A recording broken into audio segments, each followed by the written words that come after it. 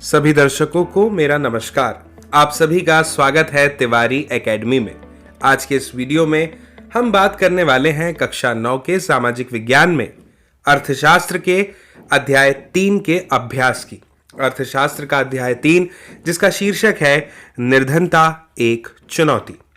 इसके अभ्यास में शामिल है इस अध्याय के कुछ महत्वपूर्ण प्रश्न और उत्तर जो हमें ये बताएंगे कि हमने जब ये अध्याय पढ़ा था, मुझे उम्मीद है आपने इसका वीडियो देखा होगा, तब उस अध्याय में हमें कितनी सारी बातें ऐसी है जो समझ में आ गई और कौन कौन सी बातें हैं जो अब भी समझना बाकी है। इसके अलावा ये सारे प्रश्नों के उत्तर आपको पारीक्षिक दृष्टिकोण से भी अत्यंत महत्वपूर्ण सिद्ध होने वाले हैं। ठीक है, तो शुरू करते हैं। सबसे पहले बात करते हैं प्रश्न क्रमांक 1 की। हमेशा की तरह पहले इस प्रश्न को समझते हैं बहुत अच्छे से, उसके बाद इसके उत्तर को समझने का प्रयास करते हैं। प्रश्न क्रमांक 1 है, भारत में निर्धनता रेखा का आकलन कैसे किया जाता है। इस प्रश्न में समझने लायक जो चीज़ है वो बस एक ही है, वो है निर्धनता रेखा। सबसे पहले इसको समझ लेते हैं। देखिए, मान लीजिए कि हम एक उदाहरण से इसको समझते हैं। एक रामू है जो कि किसान है ना। अब वो रामू जो है, उसके परिवार का जीवन यापन करने के लिए उसे 8,000 या 9,000 रुपये महीने का खर्च लगता है। अगर उसे इतना मिल जाए तो इतने में वो सारे संसाधनों को जुटा पाएगा जो उसके जीवित रहने के लिए ज़रूरी हैं, जैसे कि रोटी, कपड़ा, मकान, पानी। इसके बारे में तो हमने सुना ही है, लेकिन आज के समय में ज़रूरी है स्वास्थ्य। अच्छा स्वास्थ्य होना भी बहुत ज़रूरी है। शिक्षा, ये सब भी आवश्यक है। अगर कोई व्यक्ति, हम रामू की बात कर रहे हैं, वो ये सब जुटा पा रहा है, जिसमें कि उसकी जो जीविका है वो बड़ी मुश्किल से ही सही लेकिन पूरी हो जा रही है, तो वो हम उस समय उस न्यूनतम रेखा को, जितना वो कमा रहा है, निर्धनता रेखा कहेंगे। अब उदाहरण को हमने समझ लिया है, उत्तर को समझते हैं। प्रश्न समझ में हमें आ गया है। एक व्यक्ति को निर्धन माना जाता है कब? जब यदि उसकी आय या उपभोग का जो स्तर है वो बुनियादी जरूरतों को पूरा करने के लिए आवश्यक न्यूनतम स्तर से नीचे आ जाता है। दोस्तों, इसी न्यूनतम स्तर के विषय में अभी मैंने आपसे बात करी थी। इसी न्यूनतम स्तर को निर्धनता रेखा कहा जाता है। तो मुझे उम्मीद है अब आप समझ गए हैं। भारत में निर्धनता रेखा का निर्धारण करते समय जीवन निर्वाह के लिए खाद्य आवश्यकता, कपड़ों, जूतों, ईंधन और प्रकाश, शैक्षिक और चिकित्सा संबंधी आवश्यकताओं आदि को मुख्य माना जाता है। जितने नाम यहाँ पर दिए गए हैं, ये सभी नाम व्यक्ति की मूलभूत आवश्यकताओं को परिलक्षित करते हैं, अर्थात दर्शाते हैं, उसके बारे में बताते हैं। आप देख सकते हैं एक एक नाम को विस्तार से समझ करके। सबसे पहला नाम ही देख लीजिए, खाद्य आवश्यकता। खाने पीने के लिए चीज़ों का होना, संसाधन का होना अत्यंत आवश्यक है। अगर भोजन ही नहीं जुटा पा रहा है व्यक्ति 2 वक्त का रोज़ के लिए, तब तो वह निर्धन है ही। अब अगर भोजन जुटा पा रहा है तो क्या उसके पास में अपना तन ढांकने के लिए उचित या पर्याप्त कपड़े हैं? अगर है तब हम कह सकते हैं कि ठीक है, ये पैमाने पे भी वह ठीक बैठ गया। जूतों की बात आती है, यह भी आवश्यक है। ईंधन चाहिए और प्रकाश अर्थात बिजली, ये सब चाहिए। पानी, शैक्षिक यानी उसकी शिक्षा कैसी है, क्या वो अपने बच्चों को, अगर उसके हैं तो शिक्षा दिला पा रहा है, और चिकित्सा संबंधी आवश्यकताओं को पूरा कर पा रहा है। अगर ये सब वह कर पा रहा है तब हम कहेंगे कि वह निर्धन नहीं है, निर्धनता की श्रेणी में नहीं आता। कहाँ पर? भारत में, क्योंकि हमारे यहाँ निर्धनता रेखा का जो पैमाना है वह यही सब चीज़ें हैं। गरीबी रेखा के निर्धारण में क्या शामिल है? अलग अलग वर्षों के लिए, अब यहाँ पे हमें बताया है कि अलग अलग वर्षों के लिए जो गरीबी रेखा में जो चीज़ें शामिल होती हैं ना, वो अलग अलग होती हैं। अब हमने इतिहास पढ़ा है, हम जानते हैं कि समय के साथ साथ, हम जानते हैं कि सिर्फ समय ही नहीं बदलता, समय के साथ परिस्थितियां भी बदल जाती है, चीज़ों के मायने बदल जाते हैं, मुद्रा का मूल्य बदल जाता है, मूल्य संवर्धन हो जाता है ना। आपने पहले बात करते हुए सुना होगा, अगर आपके घर में कोई बुज़ुर्ग है तो कहते होंगे कि उनके समय में वो मात्र 300 या 400 रुपया कमाते थे और पूरा घर महीने भर का उसी में चलता था। लेकिन आज हम देख रहे हैं कि 30,000 रुपये भी जो हैं, अगर आप शहर में रह रहे हैं तो 25,000 20,000 एक आम बात हो गई है खर्च होना, है ना। ठीक है, तो मुझे उम्मीद है ये बात आपको समझ में आ गई है। इसके अलावा ग्रामीण क्षेत्रों के लिए गरीबी रेखा शहरी क्षेत्रों से अलग है। क्यों? क्योंकि ग्रामीण और शहरी क्षेत्रों के लिए कार्य, जीवन शैली और खर्च अलग अलग है। इसका सबसे अच्छा उदाहरण आप ऐसा देख सकते हैं कि अगर आपको रेंट से कोई कमरा चाहिए तो शहर में आप देखेंगे कि आपको जो कमरा 2000, 2500, 3000, 5000 में मिलेगा, वही कमरा आप अगर गांव में लेते हैं किसी, तो वो आपको बहुत कम में 500, 800, 1000 में मिल जाएगा। तो ये एक सबसे अच्छा उदाहरण मुझे लगा हमारे करीबी जीवन का हिस्सा होगा, इसलिए मैंने आपको बता दिया कि इससे अनुमान लग जाता है कि ग्रामीण जीवन और शहरी जीवन में कितना अंतर है ना। ठीक है, अब आगे बढ़ते हैं और बात करते हैं प्रश्न क्रमांक 2 की। क्या है प्रश्न क्रमांक 2? क्या आप समझते हैं कि निर्धनता आकलन का वर्तमान तरीका सही है? तो इससे पहले तो हमें ये पता होना चाहिए कि वर्तमान तरीका है क्या निर्धनता को आकलन करने के लिए, है ना। लेकिन हमें पता है क्योंकि हमने अध्याय पढ़ा है। अगर आपको अभी तक याद नहीं आया तो कोई दिक्कत की बात नहीं है, हम यहाँ प्रश्न और उत्तर दोनों को समझने के लिए ही बैठे हुए हैं। अभी समझ लेते हैं। लेकिन मैं आपको इतना कह देता हूँ कि जो निर्धनता आकलन का वर्तमान तरीका है वो सही नहीं है, हम उससे सहमत नहीं हैं। कारण क्या है अब आप समझिएगा, और जैसे जैसे मैं आपको बताऊंगा ना वैसे वैसे आपको याद आ जाएगा। देखिए, वर्तमान में यानी प्रेजेंट में निर्धनता आकलन का जो तरीका है ना, वो इसलिए सही नहीं है क्योंकि सिर्फ एक कारक को ही ध्यान में रखा जाता है। वो कौन सा है? वो है आर्थिक स्थिति, कि भाई अगर आर्थिक स्थिति ठीक है तो फिर सब कुछ ठीक है, कोई दिक्कत नहीं है। लेकिन दोस्तों, इसके अलावा भी जीवन की एक उचित स्थिति तो ये है, आर्थिक स्थिति जीवन की उचित स्थिति है, लेकिन इसके अलावा भी बहुत सारी चीज़ें होती हैं, बहुत सारे फैक्टर हैं जिस पर ध्यान देना ज़रूरी है। देखिए, उत्तर में भी यही लिखा हुआ है कि नहीं, वर्तमान में निर्धनता आकलन का वर्तमान तरीका सही नहीं है। इसका कारण क्या है कि केवल एक कारक को ध्यान में रखा जाता है, आर्थिक स्थिति, और इसके अलावा ये जीवन की एक उचित स्थिति के बजाय जीवन निर्वाह का न्यूनतम निर्वाह इसे माना जाता है। दोस्तों, निर्धनता यहाँ पर लिखा है कि आज केवल लोगों की आर्थिक स्थिति से बड़ी अवधारणा है ना। यानी हम अगर बात करें कि आर्थिक स्थिति किसी की ठीक है तो वो निर्धन नहीं है, ऐसा नहीं है। वो निर्धन तब भी हो सकता है। प्रगति और विकास के साथ दोस्तों निर्धनता की परिभाषा भी अब बदल गई है। लोग खुद को और अपने परिवार को खिलाने में सक्षम हो सकते हैं, लेकिन शिक्षा, आश्रय, स्वास्थ्य, नौकरी की सुरक्षा और गरिमा सभी अब भी ख़तरे में है ना। आप देखिए कि हमने ना इसको इस तरह से देख लिया कि भाई 10,000 रुपये अगर कोई महीने के कमा रहा है तो हम कहेंगे कि वो जो है गरीब नहीं है, लेकिन ऐसा नहीं है। ये हम कैसे तय कर सकते हैं? जहाँ वो रह रहा है, आज की जो महंगाई है उस हिसाब से अगर देखें तो क्या वो अपने घर में उसके जितने सदस्य हैं उन सभी की सारी सुविधाओं का ध्यान दे पा रहा है, जो मूलभूत आवश्यकताएं कहलाती हैं, जो अभी हमने ऊपर के प्रश्न के उत्तर में पढ़ी थी, शिक्षा, चिकित्सा आदि सभी चीज़ों का ध्यान में रख पा रहा है? ज़रूरी नहीं है कि ये हर क्षेत्र में संभव हो पूरे भारत में, है ना। ठीक है, लोग खुद को और अपने परिवार को खिलाने में सक्षम हो सकते हैं, लेकिन ये सारी चीज़ें अभी भी खतरे में है। दोस्तों, निर्धनता को पूरी तरह से दूर करने के लिए उपर्युक्त सभी कारकों को भी ध्यान में रखा जाना चाहिए, और संभवतः इसीलिए हमने अपना जवाब नहीं में दिया है। देश से निर्धनता को पूरी तरह से मिटाने के लिए निर्धनता का अनुमान लगाने की जो पद्धति इन द सेंस कि मतलब उसको अंग्रेजी में इसके लिए एक शब्द प्रयोग में लाया जाता है मेथड, है ना।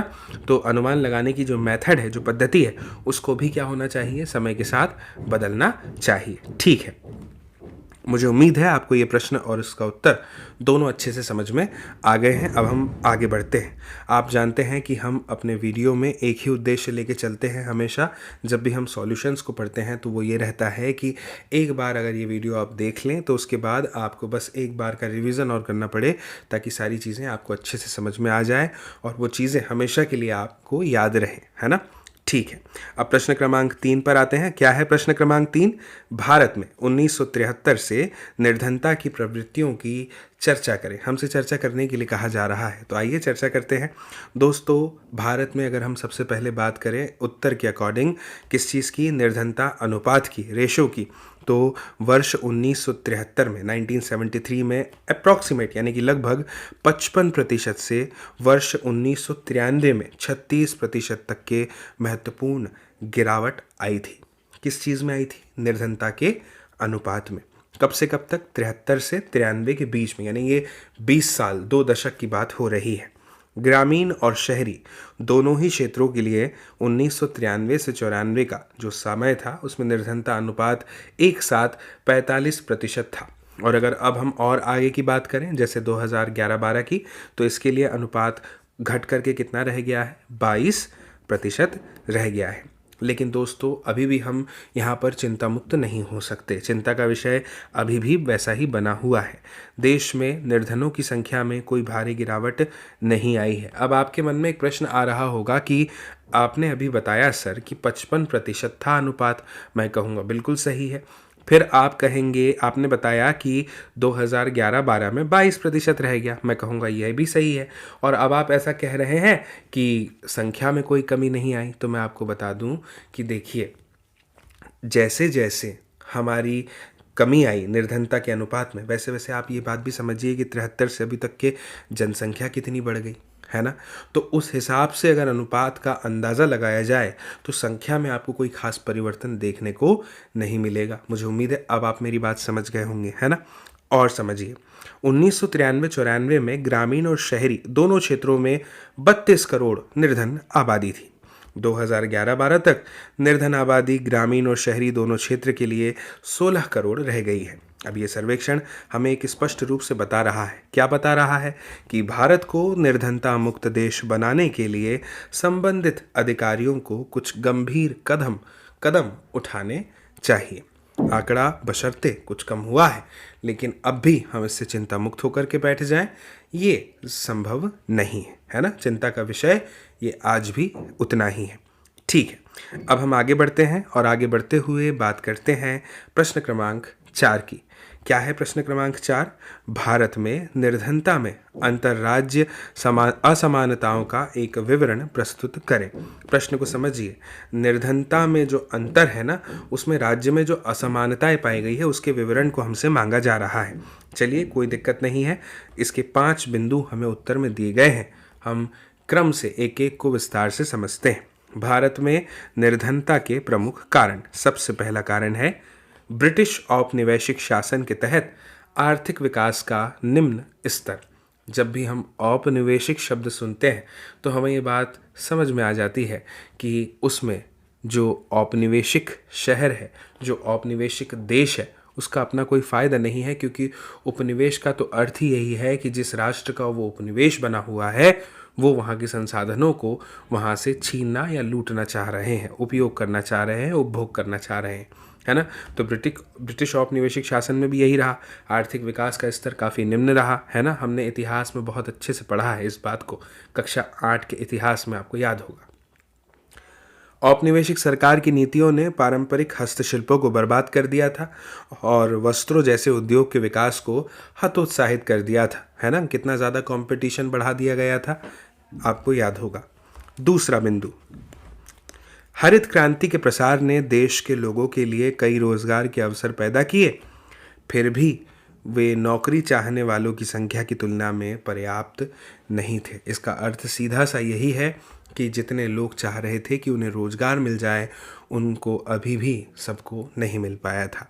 हाँ, हरित क्रांति के आने से क्या हुआ, देश में जो रोजगार था उसके अवसर पैदा ज़रूर हुए थे, लेकिन सबको रोजगार नहीं मिला। ये भी एक कारण है।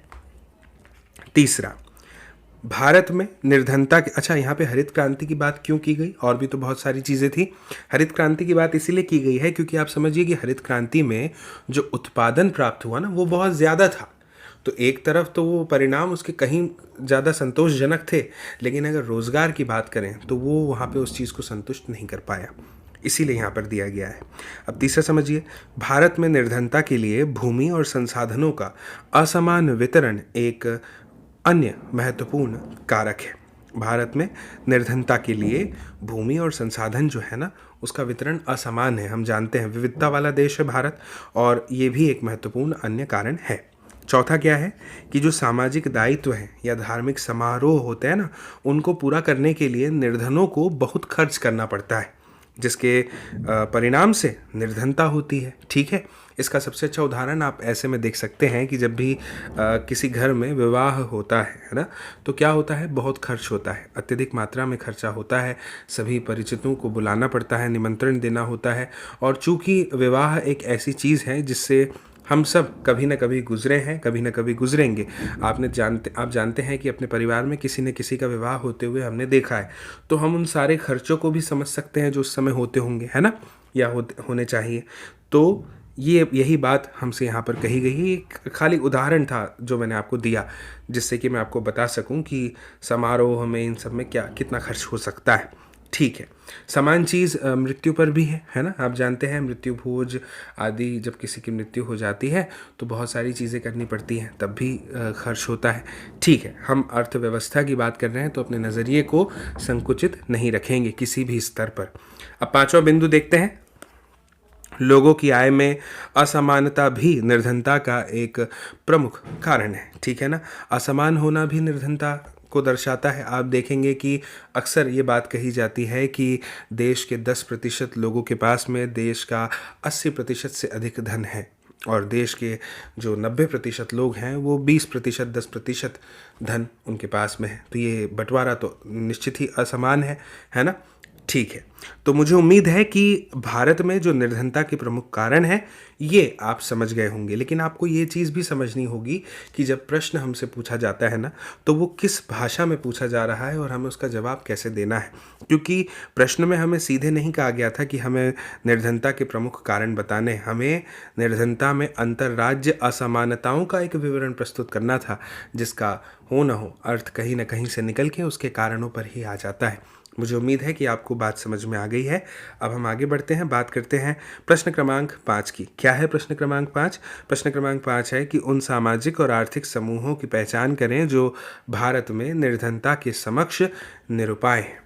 ठीक है ना, यानी हमें सामाजिक और आर्थिक समूहों के बारे में बात करनी है, उनको पहचानना है जो कि भारत में निर्धनता के सामने जब आते हैं तो निरुपाय हो जाते हैं। चलिए समझते हैं, उत्तर देखते हैं। वे सामाजिक समूह जो भारत में निर्धनता की चपेट में है, एक अनुसूचित जाति के घराने और दूसरे अनुसूचित जनजाति के परिवार। देखिए, किताब में जो उनके बारे में जानकारी दी है, किताब में जब अनुसूचित जाति या जनजाति के बारे में जानकारी हमें दी जाती है तो हमारे सामने उनके उदाहरण भी रखे जाते हैं। एनसीईआरटी की विशेषता है ना।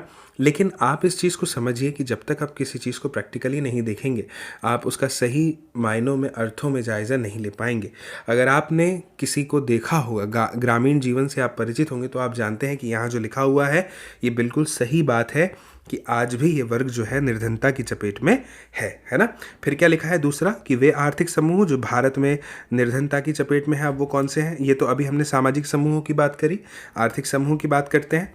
ग्रामीण कृषि क्रमिक घराने जो ग्रामीण स्तर पर खेती वगैरह करते हैं, हमने अध्याय में अलग अलग उदाहरण पढ़े हैं, आपको याद होगा। दूसरा, शहरी आकस्मिक श्रम गृह, है ना। आकस्मिक श्रम गृह, अचानक से कई मजदूर एक साथ खड़े रहते हैं, जिसको जो काम लगता है उनको ले जाता है, काम करवाता है, प्रतिदिन के हिसाब से उनको मजदूरी दी जाती है।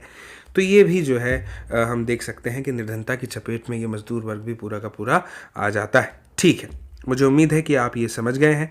ये मजदूर वाला जो है ये सिर्फ एक उदाहरण था, एक एग्जाम्पल था।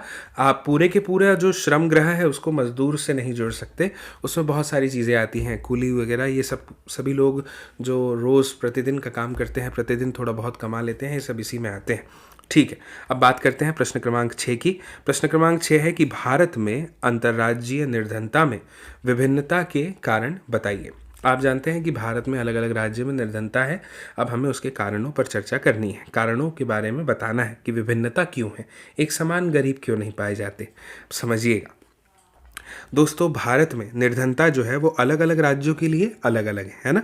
निर्धनता को कम करने की जो सफलता दर है वो हर राज्य में भिन्न होती है, अलग होती है, जिससे क्या होता है, निर्धनता के स्तर में अंतर्राज्य असमानताएं पैदा हो जाती हैं। अब यहाँ पर मैं आपको एक चीज़ बता देना चाहता हूँ कि मान लीजिए हम भारत के उस प्रदेश से हैं, उस राज्य से हैं जहाँ पर क्या हो रहा है, हम भारत के उस राज्य से हैं जहाँ जो संसाधन संपन्न है।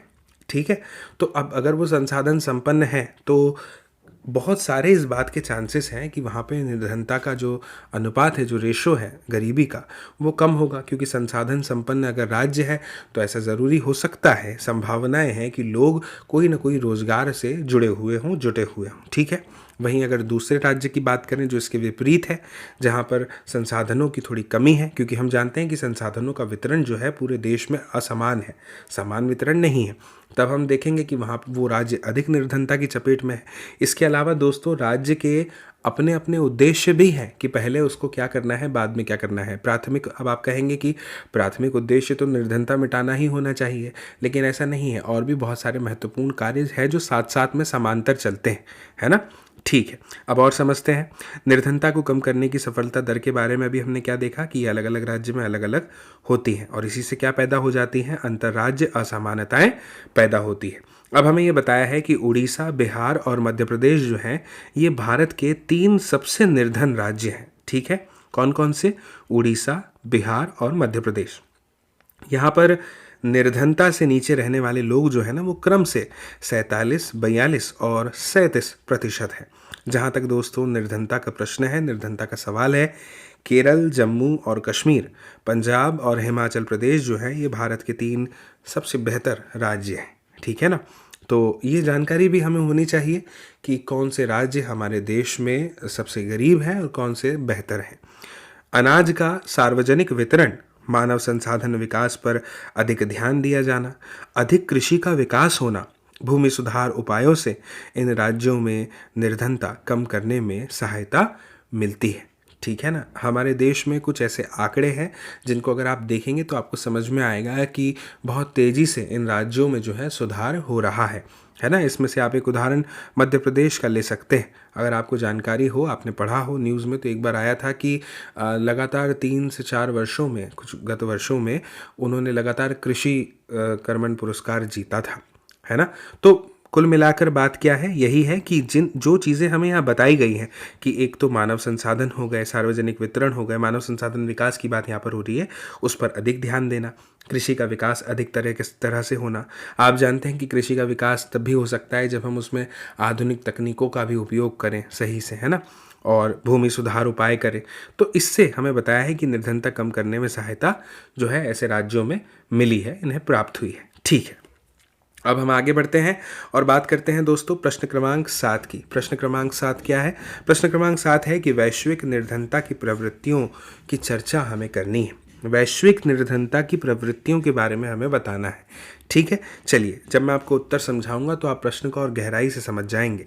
ठीक है, निर्धनता को कम करने की सफलता दर राज्य में भिन्न होती है, अलग होती है, ये हमें पता है। जिससे क्या होता है, निर्धनता के स्तर में जो है अंतर्राज्य असमानताएं जो हैं वो पैदा हो जाती है ना। इसके बाद हमें ये बताया है कि उड़ीसा, बिहार, मध्य प्रदेश जो है, ये अभी हमने देखा था कि ये जो है वही है जो जहाँ पे क्या हो रहा है कि सबसे गरीब ये माने जाते हैं राज्य, है ना। गरीबी रेखा के नीचे रहने वाले लोग 47, 42 और 37% है ना। अब अगर हम बात करें निर्धनता की, तो हमने 3 राज्यों पर भी चर्चा करी जो कि 3 बेहतर राज्य हैं भारत के। तो वैश्विक निर्धनता में इससे पर्याप्त कमी आई है। तेजी से क्या हुआ है, आर्थिक विकास और मानव संसाधन के विकास में भारी निवेश होने की वजह से चीन और दक्षिण पूर्वी एशियाई देशों में जो निर्धनता है वो घट गई है। ठीक है, लेकिन अमेरिका में निर्धनता का जो अनुपात है वो लगभग समान था। उप सहारा अफ्रीका के बारे में हमें यहाँ बताया गया है दोस्तों, निर्धनता से एक नीचे की प्रवृत्ति के बजाय एक ऊपर की प्रवृत्ति यहाँ पर देखी गई है। आंकड़े भी हमें दिए हुए हैं कि 1981 में 41% से बढ़कर के 2001 में 46% ये हो गया। निर्धनता रूस जैसे कुछ पूर्व समाजवादी देशों में भी सामने आई है, जहाँ पहले यह अस्तित्वहीन था। पहले वहाँ पर निर्धनता देखी नहीं गई थी, लेकिन अभी वहाँ पर देखने में आ गई है पिछले कुछ वर्षों, दशकों में। ठीक है, तो मुझे उम्मीद है आप ये प्रश्न भी समझ गए कि वैश्विक तौर पर जो है निर्धनता किस तरह से हमने भी उसकी असमानताएं और उसकी प्रवृत्तियों पर चर्चा करी। ठीक, अब बात करते हैं प्रश्न क्रमांक 8 की। क्या है कि निर्धनता उन्मूलन की वर्तमान सरकारी रणनीति की हमें चर्चा करनी है। ठीक है, दोस्तों, निर्धनता दूर करना, निर्धनता उन्मूलन का मतलब ही है निर्धनता को दूर करना, समाप्त करना। तो निर्धनता को दूर करना भारतीय विकासात्मक रणनीति के प्रमुख प्रमुख उद्देश्यों में से एक रहा है। मैंने आपसे भी कहा था कुछ देर पहले कि निर्धनता को दूर करना भी हमारे प्राथमिक उद्देश्यों में से एक है। कुछ चीज़ें हैं हालांकि जो समांतर चलती हैं, लेकिन वो कहीं ना कहीं जुड़ी हुई निर्धनता से ही है, उसको दूर करने से ही है। सरकार की वर्तमान निर्धनता विरोधी रणनीति मोटे तौर पर 2 कारकों पर आधारित है। वर्तमान की अगर बात करें, कौन कौन से समझिए। पहला, आर्थिक विकास को बढ़ावा देना और निर्धनता विरोधी कार्यक्रमों को लक्षित करना। ठीक है, अब समझिए। शिक्षा का जो महत्व है दोस्तों, उसको बताते हुए राष्ट्र में जागरूकता फैलाई जा रही है कि हर वर्ग शिक्षित होना चाहिए। हर बच्चा पढ़ा लिखा होना चाहिए। पढ़ाई लिखाई सभी के लिए बहुत ज़रूरी है, बुनियादी आवश्यकता है, मूलभूत आवश्यकता है, जिसके परिणाम से साक्षरता का स्तर जो है वो निसंदेह बढ़ा भी है।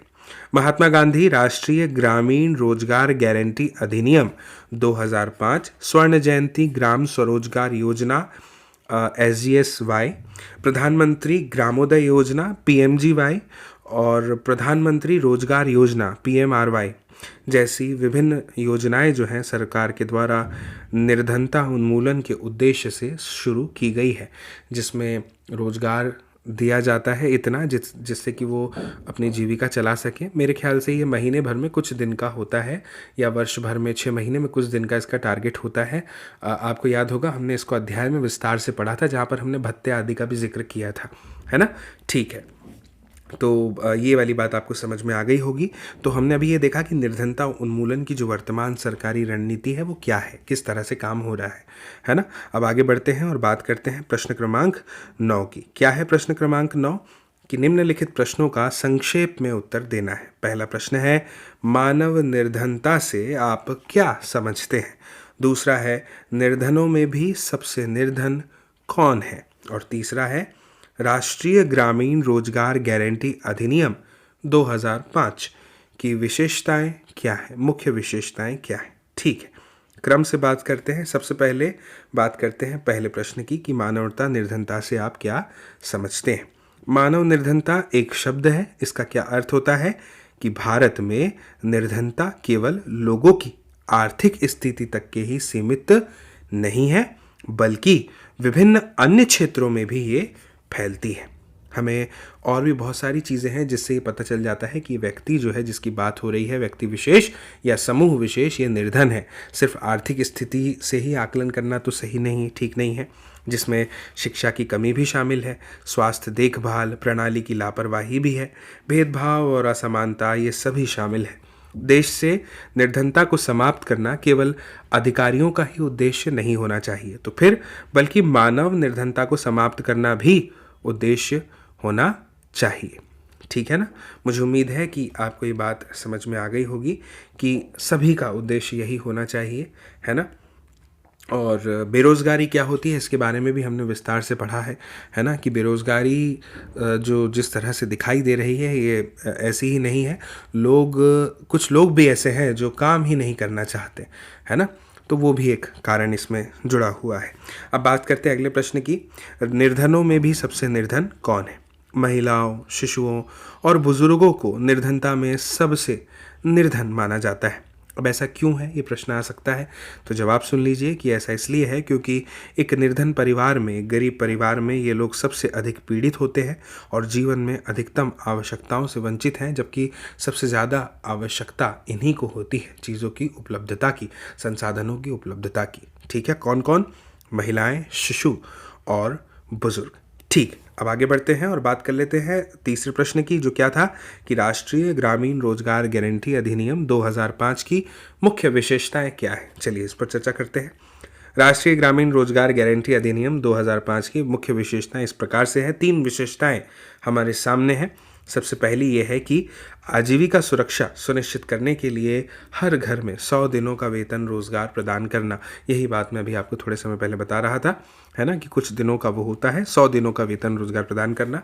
दूसरा, ड्राफ्ट वनों की कटाई और मिट्टी के कटाव के कारण का पता लगाने के लिए सतत विकास होना, क्योंकि आप जानते हैं कि संसाधनों के विकास से भी जो है गरीबी उन्मूलन संभव है। फिर क्या है, इस योजना के तहत प्रस्तावित नौकरियों में से 1/3 महिलाओं के लिए आरक्षित है, यानी इनमें से महिलाओं को भी प्राथमिकता दी जा रही है। ये हमें देखने में आता है। ठीक है, तो मुझे उम्मीद है कि आपको ये अध्याय के प्रश्न उत्तर बहुत अच्छे से समझ में आ गए होंगे। ये वीडियो भी आपको ज़रूर पसंद आया होगा दोस्तों। अगर ऐसा है तो आपसे एक उम्मीद ये भी है कि आप ज़रूर इस वीडियो को पसंद करेंगे, इसकी लिंक को शेयर करेंगे, साझा करेंगे अपने दोस्तों, मित्रों, साथियों, सहपाठियों और परिजनों के साथ में, ताकि वे लोग भी इस वीडियो को देख पाएँ, समझ पाएँ इस जानकारी को।